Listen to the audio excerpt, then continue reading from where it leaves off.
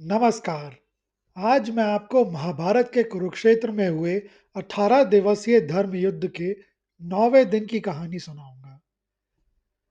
9वें दिन की वह सुबह कुरुक्षेत्र के इतिहास की सबसे तनावपूर्ण सुबह थी। दुर्योधन, जिसने रात भर ग्लानि और क्रोध में जागकर प्रतीक्षा की थी, सूर्योदय होते ही पितामह भीष्म के शिविर में जा पहुंचा। दुर्योधन जब भीष्म के सम्मुख खड़ा हुआ, तो उसका चेहरा उतरा हुआ था। भीष्म ने उसे देखते ही पहचान लिया कि कुछ अनिष्ट हुआ है। दुर्योधन ने अत्यंत संकोच और भय के साथ कहा, पितामह, मुझसे बहुत बड़ी भूल हो गई। वह पांचों अभिमंत्रित स्वर्ण बाण जो आपने कल रात मुझे दिए थे, वह अर्जुन मुझसे कल रात को ले गया। यह सुनकर भीष्म पितामह जोर से हंस पड़े, किंतु उस हंसी में क्रोध और विरक्ति छिपी थी। उन्होंने कहा, हे दुर्योधन, वे बाण साधारण नहीं थे। वे मेरे वर्षों के तप और मंत्र शक्ति का निचोड़ थे। अब वैसे बाण दोबारा सिद्ध नहीं किए जा सकते। उन्होंने अपने धनुष को हाथ में लिया और गर्जना करते हुए कहा, यद्यपि वे बाण चले गए हैं, लेकिन मेरी भुजाओं का बल और मेरा कौशल अभी समाप्त नहीं हुआ है। आज मैं अपने पराक्रम की पराकाष्ठा दिखाऊंगा। आज मैं सौमकों और पांचालों सहित पांडवों की विशाल सेना का संहार कर दूंगा। आज या तो मैं इस सेना को समाप्त कर दूंगा या स्वयं युद्ध में मारा जाऊंगा। जैसे ही शंखनाद हुआ, भीष्म पितामह ने अपने रथ को सीधे पांडव सेना के मध्य में झोंक दिया। भीष्म ने अपनी सेना को सर्वतोभद्र व्यूह, जो कि एक ऐसा घेरा था जो हर दिशा से सुरक्षित हो, उसमें व्यवस्थित किया था। इसके केंद्र में भीष्म स्वयं थे। उन्होंने अपने धनुष से बाणों की ऐसी वर्षा शुरू की कि पांडव सेनाओं को दिशा का ज्ञान होना बंद हो गया। उस दिन भीष्म के बाणों की गति इतनी तीव्र थी कि सैनिकों को केवल उनके धनुष की टंकार सुनाई पड़ रही थी। उनके हाथों की फुर्ती के कारण ऐसा लगता था जैसे वे एक साथ हजारों धनुषों से बाण छोड़ रहे हों। उस दिन भीष्म का रूप देखकर ऐसा लग रहा था मानो साक्षात यमराज रणभूमि में उतर आए हों। भीष्म के बाणों से प्रतिक्षण सैकड़ों सैनिक, हाथी और घोड़े गिर रहे थे। युधिष्ठिर, भीम, नकुल और सहदेव ने मिलकर भीष्म को रोकने का प्रयास किया, लेकिन पितामह भीष्म के बाणों की बौछार के सामने कोई टिक नहीं पा रहा था। उनके धनुष से निकलने वाले बाणों ने आकाश को ढक लिया था। धूल और बाणों के जाल के कारण पांडव सैनिकों को भीष्म दिखाई ही नहीं दे रहे थे। केवल उनके द्वारा मचाई गई तबाही दिख रही थी। सैनिक चिल्लाने लगे, कहाँ कहाँ है भीष्म? कहाँ है भीष्म? क्या यहाँ एक भीष्म है या हर जगह ही भीष्म खड़े हैं? जब अर्जुन ने भीष्म को रोकने का प्रयास किया, तो भीष्म ने अर्जुन के रथ को बाणों से पूरी तरह ढक दिया। अर्जुन के गांडीव की डोरी उस दिन कई बार भीष्म के बाणों से कटी। श्री कृष्ण ने देखा कि अर्जुन मोहवश या अत्यधिक सम्मान के कारण अभी भी भीष्म पर उन दिव्यास्त्रों का प्रयोग नहीं कर रहे हैं जिससे भीष्म को रोका जा सकता था। दूसरी ओर भीष्म बिना किसी दया के पांडव सेना के एक एक अक्षौहिणी हिस्से को नष्ट कर रहे थे। श्री कृष्ण ने देखा कि भीष्म आज अर्जुन के रथ को जर्जर कर रहे हैं और यदि ऐसा ही चलता रहा तो सूर्यास्त के पहले पांडव सेना समाप्त हो जाएगी। दोपहर ढलते ढलते रणभूमि एक शमशान जैसी दिखने लगी थी। भीष्म ने उस दिन पांडव पक्ष के मुख्य सेनापतियों पांचालों और सोमकों का विशेष रूप से संहार किया। वहां ना कोई रथ बचा, ना कोई हाथी जो सुरक्षित हो। भीष्म के बाणों से कटे हुए शरीर ऐसे पड़े थे जैसे वन में कटे हुए वृक्ष पड़े होते हैं। जब श्री कृष्ण ने देखा कि अर्जुन के बाण भीष्म के कवच को भी नहीं छू पा रहे हैं, और पितामह पांडव सेना का काल बन चुके हैं, तो क्रोध में आकर उन्होंने अपने रथ की लगाम छोड़ दी। श्री कृष्ण रथ से कूदे और रणभूमि की धूल उड़ाते हुए एक टूटे हुए रथ के पहिए को उठा लिया। उन्होंने उसे अपनी उंगली पर सुदर्शन चक्र की भांति धारण किया और भीष्म की ओर वेग से दौड़ पड़े। उनके शरीर से निकलने वाला तेज और क्रोध साक्षात यमराज जैसा लग रहा था। उनके हर कदम पे पृथ्वी डोल रही थी। श्री कृष्ण को अपनी ओर आते देख भीष्म डरे नहीं, बल्कि उनके मुख पर एक दिव्य मुस्कान आ गई। उन्होंने अपने धनुष बाण नीचे रख दिए और रथ पर हाथ जोड़कर खड़े हो गए। भीष्म ने श्री कृष्ण को संबोधित करते हुए बड़े प्रेम और भक्ति से कहा, आइए, हे देवेश्वर, हे जगत के स्वामी, मैं आपका स्वागत करता हूँ। हे चक्रपाणि, आप मुझे इस तुच्छ शरीर से मुक्त कर दीजिए। आपके हाथों से वीर गति पाना मेरे लिए मोक्ष के द्वार खोल देगा। आज आपने मेरी लाज रख ली और अपनी प्रतिज्ञा त्याग कर भक्त की प्रतिज्ञा को सत्य कर दिखाया। भीष्म यह जानते थे कि श्री कृष्ण ने प्रतिज्ञा की थी कि वे शस्त्र नहीं उठाएंगे, लेकिन भीष्म ने अपनी भक्ति के बल पर उन्हें विवश कर दिया। भीष्म के लिए यह हार नहीं, बल्कि उनकी भक्ति की सबसे बड़ी जीत थी। जब अर्जुन ने देखा कि भगवान श्री कृष्ण अत्यंत क्रोध में पितामह भीष्म का वध करने जा रहे हैं, तो वह रथ से नीचे कूदे और दौड़कर श्री कृष्ण के पीछे गए। अर्जुन ने श्री कृष्ण के पैरों को पकड़ लिया, लेकिन कृष्ण का वेग इतना था कि वे अर्जुन को घसीटते हुए भी आगे बढ़ते रहे। अर्जुन ने गिड़गिड़ाते हुए कहा, हे केशव, शांत हो जाइए, अपना क्रोध त्यागिए केशव। मैं शपथ लेता हूँ कि अब मैं मोह त्याग कर भयंकर युद्ध करूंगा और कुरु सेना का विनाश करूंगा। कृपया अपनी प्रतिज्ञा ना तोड़ें माधव, अन्यथा भविष्य आपको एक ऐसे योद्धा के रूप में याद रखेगा जिसने अपना वचन भंग किया। अर्जुन की करुण पुकार और उनकी शपथ सुनकर श्री कृष्ण धीरे धीरे शांत हुए और वापस रथ पर आकर बैठ गए। कुरुक्षेत्र के युद्ध के 9वें दिन जहां एक ओर भीष्म पितामह पांडव सेना का काल बने हुए थे, वहीं दूसरी ओर गुरु द्रोणाचार्य के पुत्र अश्वत्थामा ने पांचाल सेना पर ऐसा भीषण आक्रमण किया कि रणभूमि रक्त से लाल हो गई। पांचालों और अश्वत्थामा के बीच का यह संघर्ष केवल एक युद्ध नहीं, बल्कि पुरानी शत्रुता का प्रतिशोध भी था। पांचाल नरेश द्रुपद और आचार्य द्रोण के बीच की शत्रुता जग प्रसिद्ध थी। अश्वत्थामा अपने पिता के अपमान का प्रतिशोध लेने के लिए सदैव तत्पर रहते थे।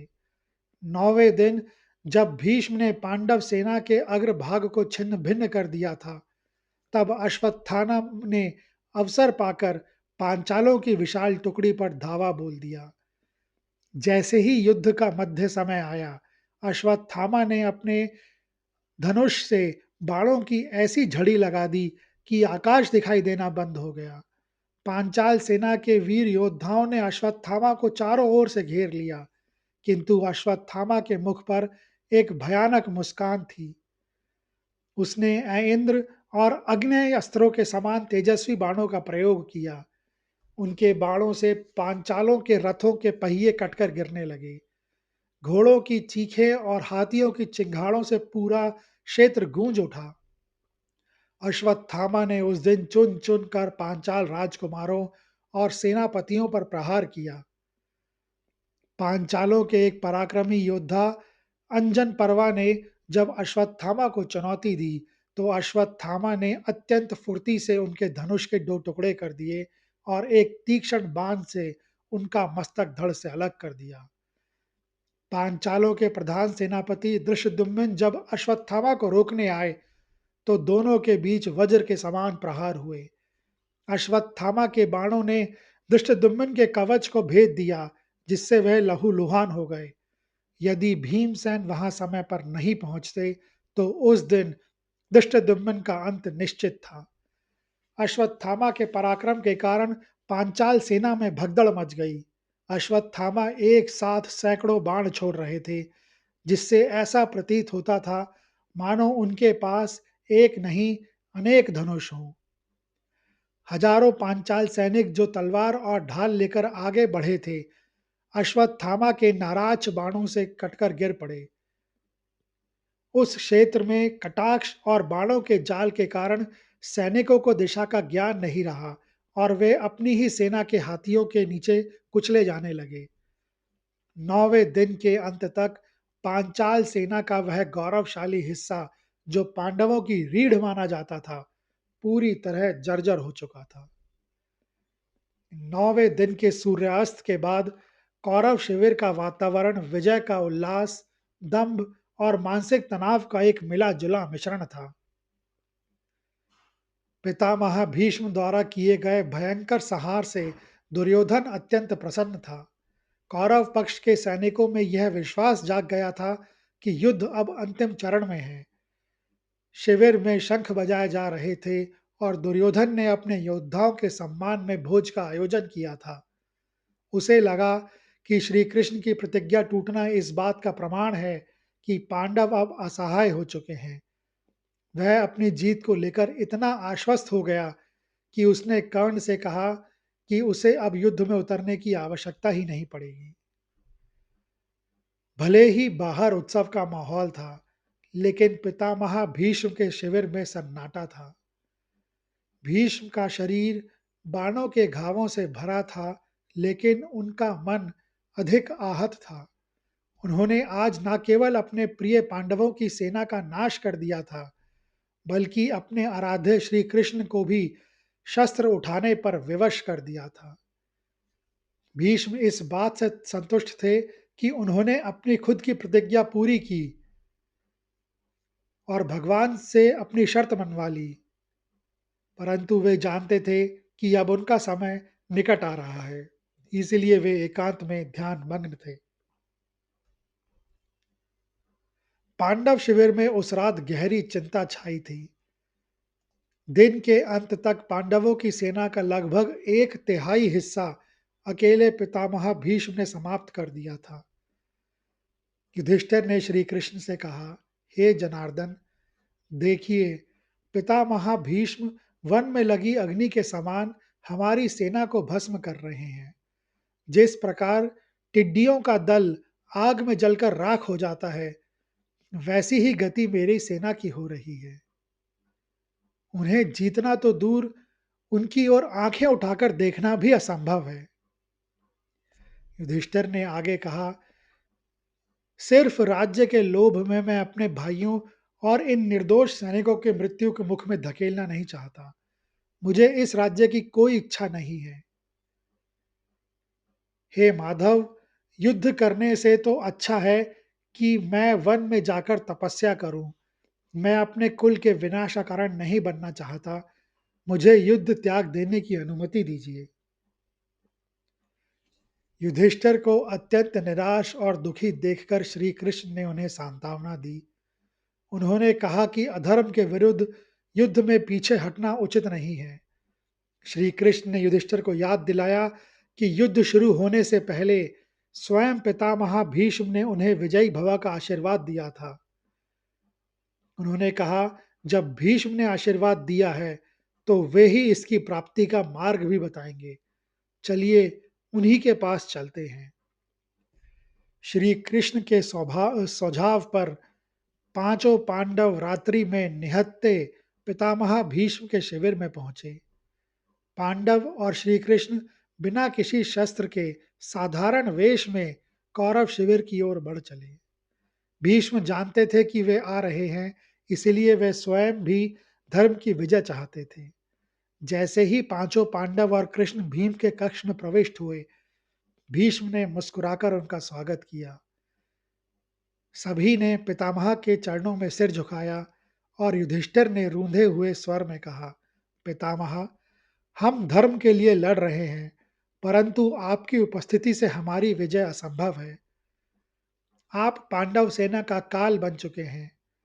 कृपया करके हमें बताइए कि हम आपको युद्ध में कैसे परास्त कर सकते हैं।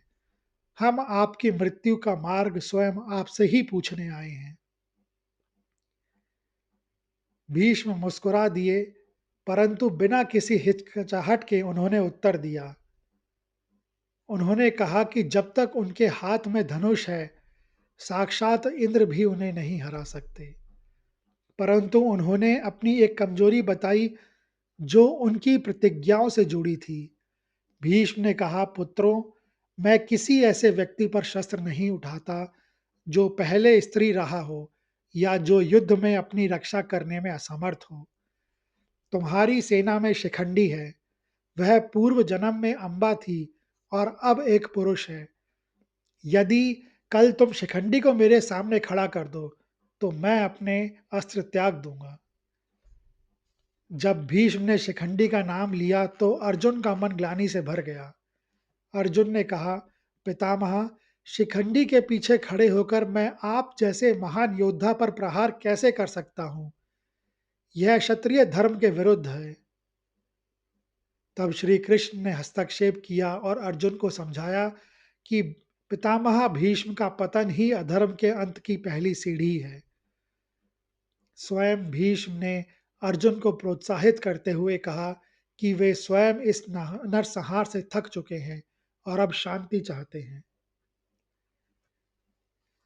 अश्वत्थामा उस दिन पांचाल सेना का संहार करके अत्यंत उत्साहित था। उसने आचार्य द्रोण से कहा कि यदि इसी प्रकार युद्ध चलता रहा तो 2-3 दिनों के भीतर ही पांचालों और सौमकों का नामो निशान मिट जाएगा।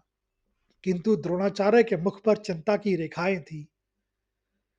वे जानते थे कि भीष्म ने आज अपनी पराकाष्ठा दिखाई है और जब भी कोई महान योद्धा अपने अंत के निकट होता है, तभी वह इतना प्रलयंकारी रूप धारण करता है। द्रोणाचार्य ने अश्वत्थामा को समझाया कि यद्यपि आज हमारी विजय हुई है, किंतु पांडव अब शांत नहीं बैठेंगे।